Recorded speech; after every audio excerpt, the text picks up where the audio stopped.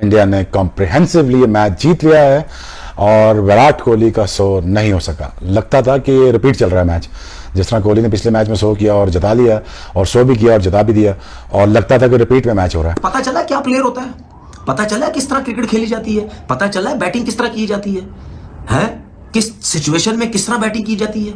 उससे बड़ा player 14,000 run सेंचुरियों के अंबार, उससे बड़ा प्लेयर कोई है ही नहीं। भी आके वो रन बना रहे हैं, सो incredible. I think he's somebody who reads the game really well. और जब चौका मारने की बारी आती है, he knows कि कौन से पॉकेट्स में मेरे लिए रिस्क फ्री चौके हैं। So उसको पता है कि ये मैंने जितवाना है, मैंने सिर्फ खेलना नहीं है मैच, मैंने मैच जितवाना है। तो कोई भी कंडीशन मिल जाए, कोई भी सिचुएशन आ जाए, हिंद सिंध में मैच करवा दो, he knows how to perform in that particular condition and situation of the game.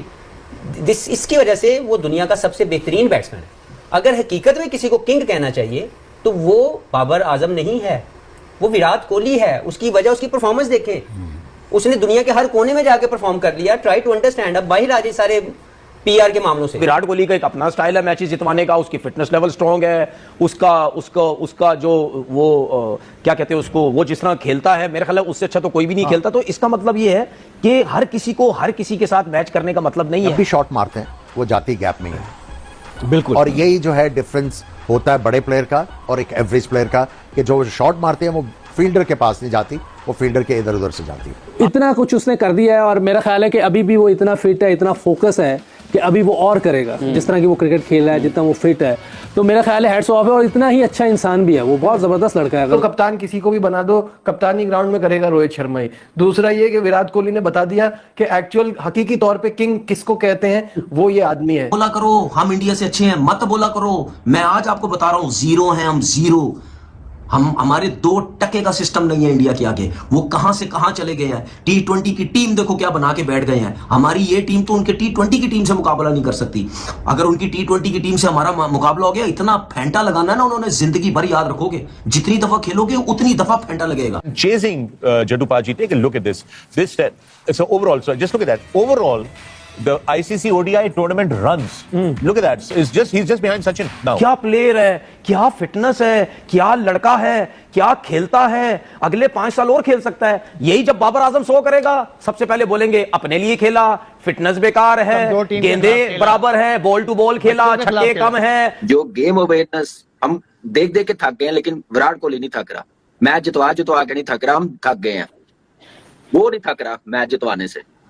Agreed. 5200 यार, 5200 यार। कोई सीखे इससे कि कैसे क्रिकेट खेली जाती है, कैसे पैशन के साथ खेला जाता है। टाइम पास करने के लिए नहीं खेला जाता, पैसे कमाने के लिए खेलते हैं, लेकिन उसको ऑनेस्टी के साथ और एक लगन के साथ जो खेलना है, जो अपने आप को डे बाई डे बेहतर करते जाना है, वो मेरे ख्याल से इस वक्त सबसे बड़ी एग्जांपल विराट कोहली है, जो आज उसने बैटिंग कर दिखाई है। भाई मेरा सिर्फ अपने लोगों को रिक्वेस्ट ये है जो पाकिस्तान में रहते हैं, भाईजान, जब आपका पाकिस्तान का जो सुपरस्टार, जो आपका प्लेयर है ना भाई, जब वो परफॉर्म करता है ना, उसकी भी अपने यूट्यूब चैनल पे व्यूज लेने के लिए, डॉलर कमाने के लिए उसी तरीके से तारीफ किया करो जिस तरह विराट कोहली की औरों की करते हो। यार ये वो बंदा है जो हमेशा अपने आप को प्रेजेंट करता है प्रेशर के सामने, कि लो जी मैं आ गया, प्रेशर लेके सामने आ गया।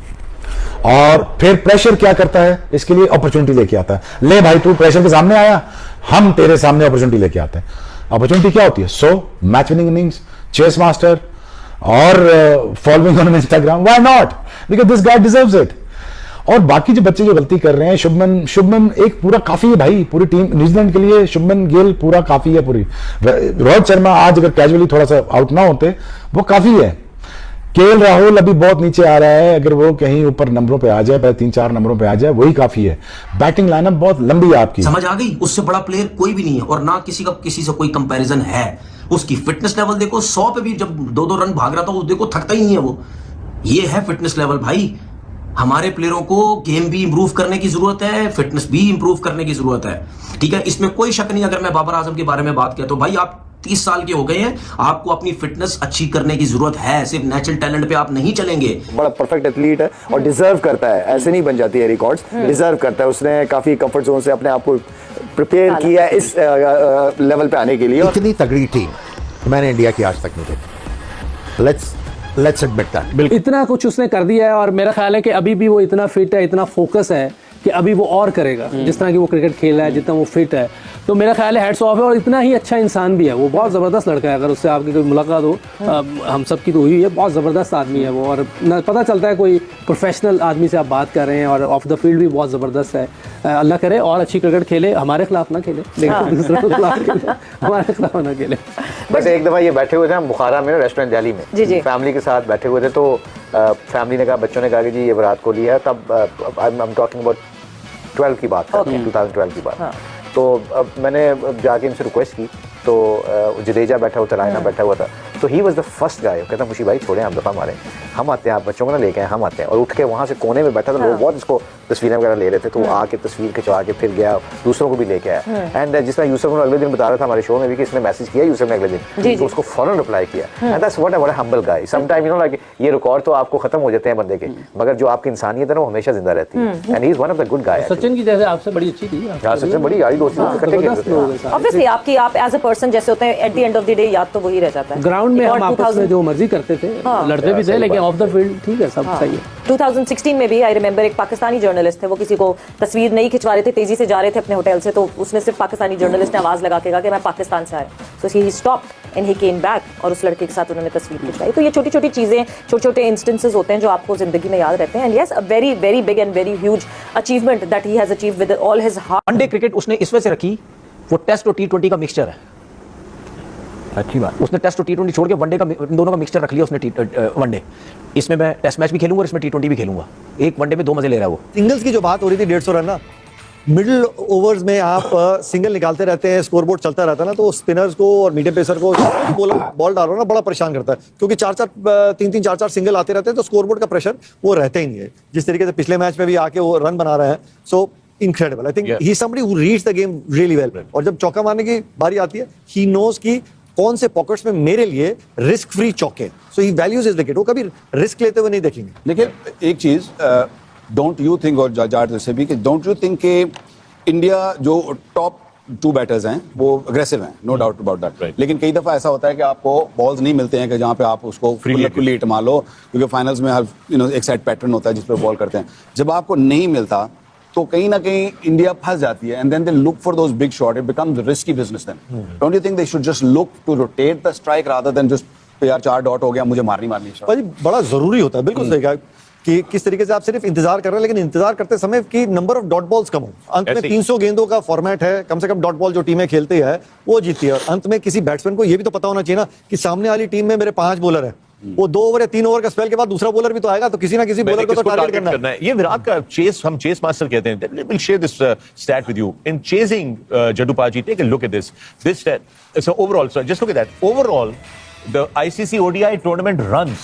Look at that. He's just behind Sachin. नहीं दोस्तों, तो दोस्तों फाइनली भारत ने न्यूजीलैंड को पहला ओडीआई मुकाबला हराकर इस 3 मैचों के ओडीआई सीरीज में 1-0 से बढ़त बना ली। और जिस तरीके से आज विराट कोहली ने बल्लेबाजी करी, मतलब वो अनफॉर्चुनेट रहे कि सेंचुरी नहीं कर पाए, मतलब 93 रनों पर जिस तरीके से वो कैच आउट हुए, वो मतलब काफी ज्यादा निराश थे। और उनको होना भी चाहिए, क्योंकि शतक के कितने करीब थे, और विराट कोहली का इस समय शतक लगना कितना ज्यादा इंपॉर्टेंट है उनके आगे, जो मतलब सचिन तेंदुलकर के रिकॉर्ड को तोड़ने के लिए, वो मतलब खुद ही जान सकते हैं। लेकिन जिस तरीके से आज उन्होंने बल्लेबाजी करी वो कमाल का था, मतलब 93 रनों की इनिंग खेलनी, मतलब विराट कोहली अनस्टॉपेबल हो गए हैं। जिस तरीके से विराट कोहली इस करंट टाइम पर खेल रहे हैं, इस तरीके से उन्होंने अपने पीक टाइम पर नहीं खेली होगी। जिस तरीके से क्रिकेट आज विराट कोहली ने खेली, मतलब न्यूजीलैंड के गेंदबाजों को जिस तरीके से, जिस इंटेंट से बल्लेबाजी कर रहे थे, वो कमाल का था।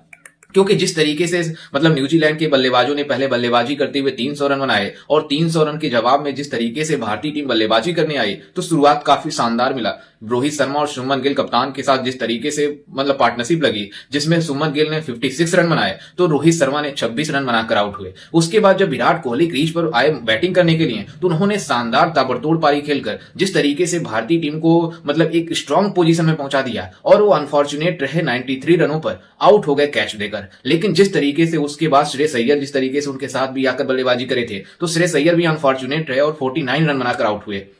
मतलब इन दोनों बल्लेबाजों ने कप्तान शुभमन गिल ने भी, विराट कोहली ने भी, रोहित शर्मा ने भी, श्रेयस अय्यर ने भी काफी जबरदस्त बल्लेबाजी करी, जिसके बदौलत भारतीय टीम ने इस स्कोर को चेस कर लिया। और जिस तरीके से लास्ट में विकेट गिरा, विराट कोहली के विकेट गिरने के बाद जिस तरीके से श्रेयस अय्यर आउट हुए, उसके बाद से रविंद्र जडेजा आए, वो भी आउट हो गए। तो आप अंदाजा लगा सकते हैं कि मतलब जो न्यूजीलैंड की टीम थी वो भी काफी भारतीय टीम पर भारी पड़ रही थी। लेकिन लास्ट में जिस तरीके से हर्षित राणा और जिस तरीके से मतलब के राहुल ने पारी को संभाली और इस मैच को जितवा दिया। लेकिन जिस तरीके से न्यूजीलैंड के गेंदबाजों ने गेंदबाजी करी, शुरुआत में तो ऐसा लग रहा था कि भारतीय टीम इस स्कोर को आसानी से चेस कर जाएगी, जिस तरीके से बल्लेबाजी चल रही थी। लेकिन जिस तरीके से उसके बाद से न्यूजीलैंड के गेंदबाजों ने कमबैक दिखाया तो भारतीय बल्लेबाजों के पसीने छूट गए। और जिस तरीके से विराट कोहली, रोहित मतलब श्रेयस अय्यर आउट हुए, उसके बाद से टफ सिचुएशन आने लगा। लेकिन बाकी बल्लेबाजों ने, के राहुल ने शानदार पारी खेली और उन्होंने शानदार इस मैच को जितवाया।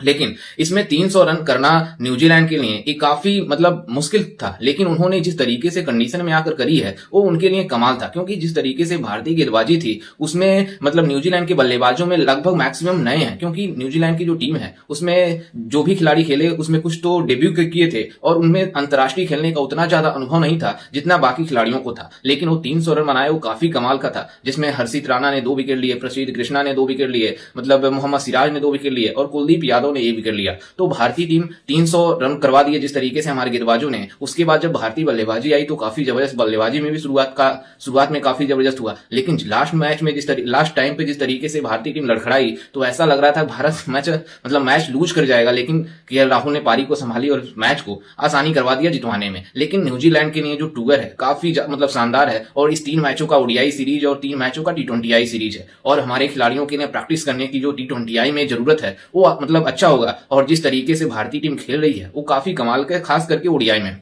मतलब रोहित शर्मा और विराट कोहली के बारे में जिस तरीके से बातें हो रही थी कि इन दोनों खिलाड़ियों को अब नहीं होना चाहिए क्योंकि इनकी रिप्लेसमेंट मिल चुकी है। लेकिन इन दोनों खिलाड़ियों का रिप्लेसमेंट लाना कितना मुश्किल हो जाएगा जब एक रिटायर होकर वापस चले जाएंगे लोग, तो मतलब काफी ज्यादा टफ मुश्किल समय आ जाएगा। लेकिन जिस तरीके से आज विराट कोहली ने बल्लेबाजी करी, शानदार 93 रनों की पारी खेली, उसमें ऐसा लगा ही नहीं उस तरीके से जो विराट कोहली खेलते हैं उस तरीके से खेल ही नहीं है। बिल्कुल डिफरेंट टाइप से विराट कोहली इस समय बल्लेबाजी कर रहे हैं, क्योंकि जो रिदम था विराट कोहली का पहले वो मतलब पीक पे थे उस टाइम पे, उतने शानदार इस टाइम भी मतलब उस टाइम भी नहीं खेल रहे होंगे जिस तरीके से इस टाइम विराट कोहली खेल रहे हैं। तो मतलब इनके लिए काफी एक सुनहरा मौका है सचिन तेंदुलकर का मतलब शतकों का शतक रिकॉर्ड तोड़ने का, और ये विराट कोहली ही कर सकते हैं। जिस तरीके से वो अनफॉर्चुनेट रहे या शतक नहीं मार पाए और कितना ज्यादा उनको मतलब अपने आप पर गुस्सा आया होगा आप अंदाजा लगा सकते हैं। तो खैर इस पर आपकी क्या राय है हमें अपनी राय कॉमेंट में जरूर दीजिएगा और साथ ही हमारे चैनल को भी सब्सक्राइब जरूर कीजिएगा। मिलते हैं एक वीडियो में, तब तक के लिए जय हिंद, वंदे मातरम।